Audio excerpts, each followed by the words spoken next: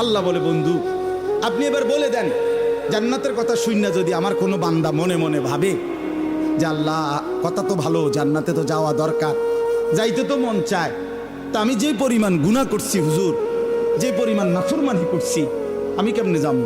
আমার তো গুনাহ অনেক বেশি। তা আল্লাহ বলেন, নাব্বি ইবাদি আন্নী আনাল গফুরুর রহিম। বন্ধু বলে দেন, বান্দা গুনাহ যত বেশি হোক কোনো অসুবিধা নাই, আমি আল্লাহ গফুর রহিম, আমি চূড়ান্ত ক্ষমাশীল, আমি চূড়ান্ত দয়াবান। আসমান পর্যন্ত যদি গুনাহ পৌঁছে যায়, কসম আল্লাহর আমি ওয়াদা দিলাম মাফ করে দেব। শুধু গুনাহ ছেড়ে দাও, আমার কাছে ফিরে আসো, চোখের পানি ফেলে মাফ চাও, আর করবা না, ওয়াদা দাও, আমি 90 বছরের গুনাহ একসাথে মাফ করে দেব। মাফ করে দেব।